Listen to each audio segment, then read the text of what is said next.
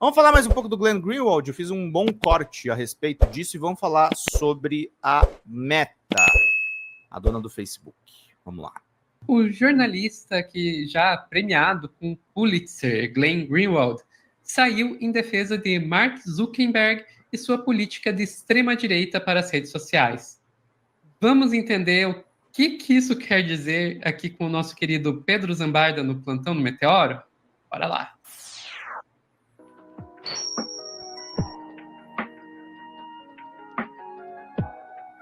Pedro, o Glenn aprontando de novo, né? Basicamente sim. Não é a primeira vez, nem a segunda, nem a terceira. Você sabe que eu conversei com um assessor do PT um tempo atrás, e quando a Vaza Jato foi publicada, muita gente do PT fez pressão para o Lula condecorar o Glenn Greenwald. Tem um grupo famoso no Facebook, todos apoiam o jornalista Glenn Greenwald. Foi um negócio assim, foi uma comoção à época da Vaza Jato. Eu estava explicando até no nosso grupo, né, Sofia, que assim, ele desde sempre, assim, talvez no começo da carreira dele escrita. Desculpa, é a propaganda, gente. Deixa eu tirar aqui da telinha. Vamos lá. Ele fez algumas críticas ao governo Bush, eu até encontrei isso aqui nos arquivos, mas assim, ele ganha notoriedade na Salon e no Guardian em 2008, governo Obama. Então ele é um cara que ele sempre foi um antidemocrata. E, na verdade, esse alinhamento dele com o Trump é o retorno às origens. Ele é um advogado que defendia sempre a primeira emenda, que é a liberdade de expressão absoluta. Ele já defendeu neonazista enquanto advogado, e tem uma matéria da FP confirmando isso. Mas Glenn Greenwald cometeu essa coluna aqui na Folha de São Paulo, que eu vou mostrar para vocês na tela. Zuckerberg está certo sobre as ordens secretas, sendo que não teve nenhuma ordem secreta de censura de Moraes. O Glenn Greenwald, gente, ele tá na ficha, primeiro, ele é o cara que, quando ele sai do Intercept, porque ele queria jogar para frente as denúncias do Hunter Biden, que era uma coisa que circulava muito nos meios trumpistas, ele foi demitido. Ele entrou numa plataforma chamada Rumble, que é uma plataforma de extrema-direita, tipo YouTube, de vídeos. Na época, ele foi o cara que chancelou a contratação do Monark para aquela plataforma, e o Rumble não cumpriu as ordens judiciais. Então, assim, o Glenn foi muito rápido, Sofia, do tipo, o Gilmar Mendes defendeu meus direitos contra o Sérgio Moro para o Alexandre de Moraes conduz uma ditadura no Brasil. E basicamente é isso que diz a coluna dele aqui na Folha de São Paulo. O Thiago Amparo também respondeu na Folha, num texto muito bom, mas curtinho. E o que o Glenn diz? Há razões para ver oportunismo político em declaração, mas comentário associado ao Supremo Tribunal Federal está correto. Há muitas razões para encarar com ceticismo e como oportunismo político o anúncio de Mark Zuckerberg, o CEO da Meta, nesta terça, dia 7. Uma coisa que eu fico pensando, né, Sofia? O Glenn é homossexual declarado. Ele não viu nem problema na mudança de política de gênero? O que você tem a dizer a isso, sobre isso, Sophie? Cara, é um pouco a galinha voltando para a raposa, né? Vamos e convenhamos. Mas isso não me surpreende. Eu acho que às vezes a gente é um pouco ingênuo de pensar que todo mundo que faz parte de uma minoria vai ser progressista, etc, etc. Aqui no Brasil a gente tem vários exemplos disso, Jojo Todinho, Fernando Holliday, assim, não é nenhuma surpresa. Às vezes a defesa que algumas pessoas que são parte de uma minoria diante dos ataques da direita, da extrema-direita, às vezes a defesa que algumas dessas pessoas acham é tentar ser aceito por eles através de apoiá-los, sabe? Não, e ficar o tempo todo, olha, eu não sou que nem eles, tá?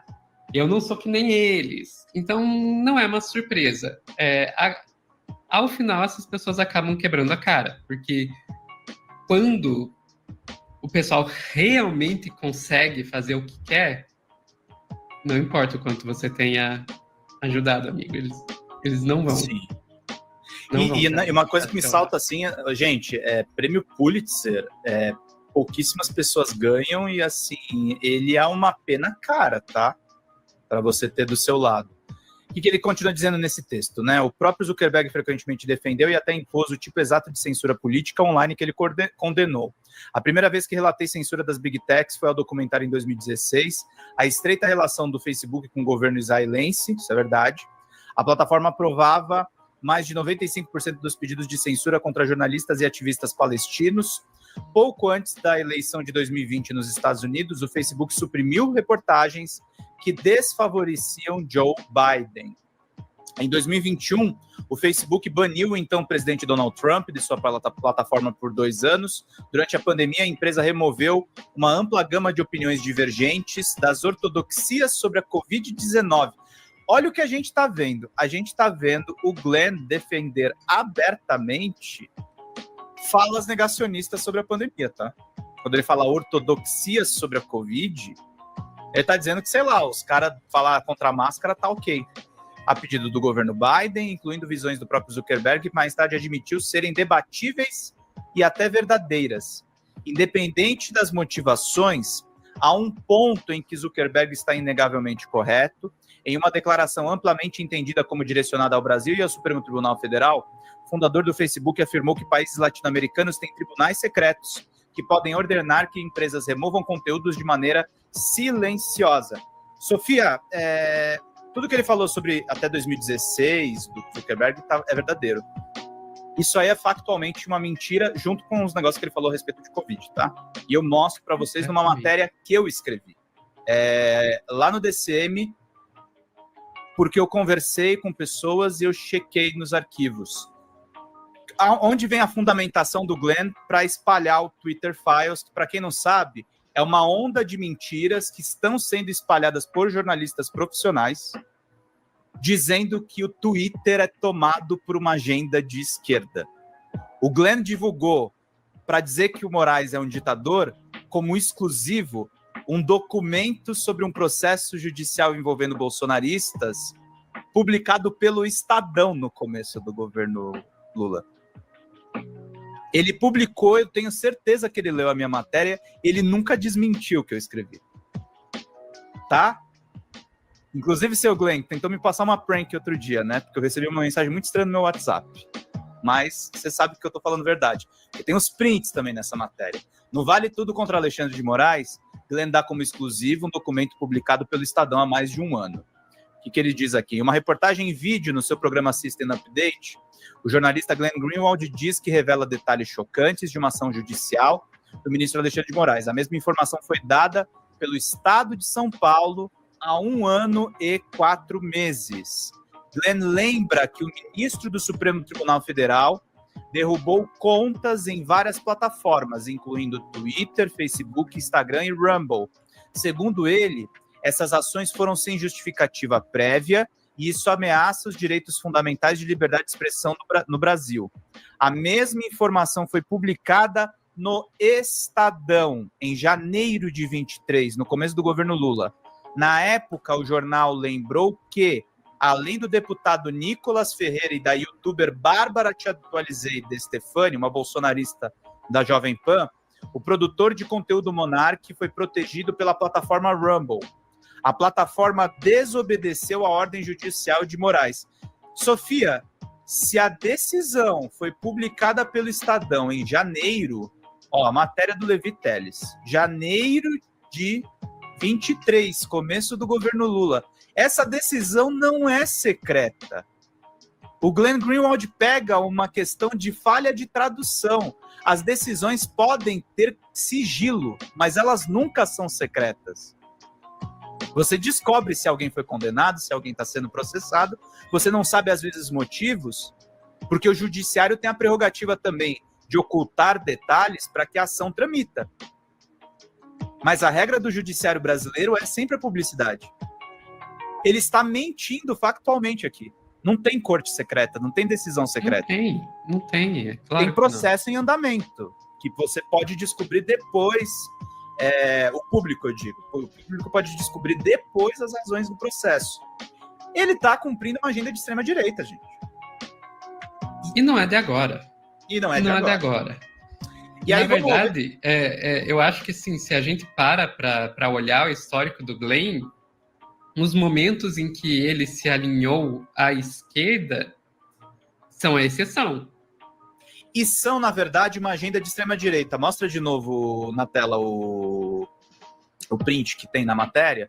Ó, aqui vocês podem ver, matéria do Estadão de 11 de janeiro, são as mesmas pessoas que foram processadas, que ele dá como inédito no programa dele um ano depois. Tipo, eu verifiquei. Cara, o processo tá público. Tipo, seria equivalente a olhar o inquérito agora da PF e falar que eu tô dando como exclusivo aqui no Meteoro. Faz o menor sentido. Só que o nome dele pesa, Sofia. Quando ele fala exclusivo, tem um monte de gente que segue e acha que ele tá falando uma coisa exclusiva mesmo. Porque ele é um Pulitzer, caramba. Ele é um Pulitzer. Quando a gente pega a questão da Vaza Jato, a intersecção com a extrema-direita, ele questionava o juiz Sérgio Moro, que era um consenso no nosso sistema de justiça. Muita gente do judiciário brasileiro apoiou o Sérgio Moro. E ele estava indo na mesma lógica dele, liberdade de expressão absoluta, contra as arbitrariedades da justiça. Ele é um cara que tem formação de advogado. Something is coming. Opa, propagandinha. Tirar a propagandinha da tela, vamos lá. Então, assim, foi uma aliança muito de ocasião, e eu tava falando no nosso grupo. Gente, tem furos que você recebe na vida que, assim, você não olha muito para quem te mandou, o que importa é a informação. Você mexer com um cara poderoso como o Sérgio Moro, qualquer jornalista que você perguntar na vida, ele vai querer dar esse furo. Sim. Se você tem um cara como o Edward Snowden, que dá para você uma matéria mastigada sobre a espionagem americana, quem não vai querer publicar isso? Inclusive, os veículos aliados ao Império publicaram. Depois eles largaram o Glenn, que inclusive foi autuado no Reino Unido, assim como largaram o Julian Assange também quando publicaram os cables dele. Assim, furo jornalístico é uma coisa, gente. Agora, alinhamento ideológico, o Glenn Greenwald nunca escondeu que ele está relacionado com essa visão libertária dos Estados Unidos, que muitas vezes o pessoal confunde com esquerda. E aí é importante lembrar algumas coisas, né? A AFP tem como link prioritário aqui que ela mostra, ele já advogou para uma liderança neonazista. Ele defendeu um neonazista chamado Matthew Hale, sem receber praticamente nada por isso, e ainda justificou essa questão. Ele deu uma entrevista para o BuzzFeed News em 2013 e disse o seguinte, que atuou como advogado neste caso, porque estava interessado em defender os princípios políticos em que ele acreditava, fazendo referência à primeira emenda americana. 3 anos depois, durante uma entrevista ao site Fire, Glenn Greenwald declarou que, apesar da Igreja Mundial do Criador criticar afro-americanos, judeus e ser homofóbica, seu papel não era representar ou apoiar a sua ideologia. Eu estava representando e apoiando a primeira emenda por acreditar tanto na liberdade de expressão, eu nunca tive nenhum tipo de conflito. Ele defende, assim, se tem um cara que dá para dizer que é agente do Império, é ele. Ele defende a ideologia dos Estados Unidos. E quer impor essa ideologia nos outros países. Que eu acho que isso é a parte mais bizarra e que assim, é realmente o pensamento imperialista no seu mais alto grau. É o cara que olha para os outros países e diz, eles são atrasados, eu vou levar a minha forma de pensar para eles como se fosse uma grande iluminação. E assim, tipo, eu só olho para a noção de liberdade de expressão do Glenn e digo, pode levar de volta lá para os Estados Unidos que a gente não quer essa coisa atrasada aqui. Eu tô de boa, assim, eu prefiro uma sociedade que tenha regras e que tenha uma soberania, né? Aí, revirando mais no passado dele... Sabe o que é? Ele não saiu do século XIX. Ele ainda tá com a noção de John Stuart Mill de liberdade de expressão, sabe? Por isso que eu digo, você tá atrasado, Glenn. A filosofia já avançou uns 200 anos pra cima de você. Não, e assim, se eu fosse advogado, cara, defender o neonazi, assim, dizer orgulhosamente, sabe? Defendi, e pra mim não representa nenhum conflito. Eu Eu não consigo me filiar a ninguém assim com tanta facilidade, não. Tanto é, o que aconteceu? Ele tá abraçando tranquilo o bolsonarismo, tranquilo. O Moro que ele atacou ali atrás, mas o Bolsonaro, para ele, nunca foi um problema. Foi um problema alguns bolsonaristas atacando ele, mas o Jair Bolsonaro, pro Greenwald, nunca foi problema. E aí você revisita o passado dele e tem isso, Sofia. Ele começou a entrar na imprensa, ele tinha um blog, né? E aí tem o perfil dele da Salum, que você consegue recuperar no Wayback Machine. Também acho, Milton. E ele foi muito abraçado pela esquerda brasileira e talvez seja uma coisa que valha um meia-culpa. O 247, o DCM, vários divulgaram ele antes mesmo da Vaza Jato, mas é um advogado constitucionalista da cidade de Nova York que tem um escritório em Manhattan. E o pessoal tá falando aqui, ele quer fama. Não, ele já é famoso, gente. Ele é muito rico, inclusive. Ele já é famoso. A questão é, ele é um cara com uma agenda e ele é muito bem financiado. Ele tem uma agenda ali que ele cumpre em nome do império. Ele tem uma boa formação pela New York University School of Law e também pela George Washington University. Ele começou blogando, por incrível que pareça, ele era um crítico aos republicanos, tá? Mas ele criticava o governo Bush.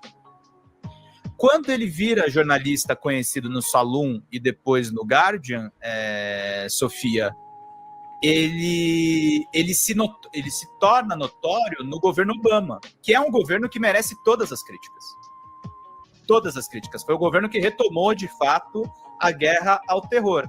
Só que isso acabou casando com essa coisa, dessa atuação que ele tinha pela defesa da primeira emenda como advogado. Então, assim, as duas coisas passaram a se alinhar muito bem.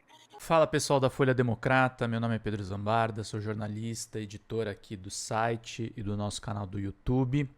Nós estamos passando por uma mudança dentro do nosso canal do YouTube e a gente precisa muito que vocês contribuam no folhademocrata@gmail.com, que é o nosso Pix, porque nós estamos desmonetizados e as lives continuam precisando da contribuição do público para a gente poder manter os trabalhos meus, dos sócios e dos nossos editores de vídeo. Nós temos uma pequena e aguerrida equipe de guerrilha.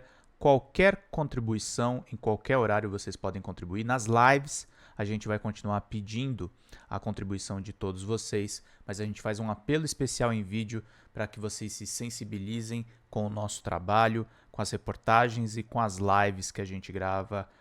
Tudo em nome de vocês terem uma boa informação, gente. Até mais. Tchau, tchau.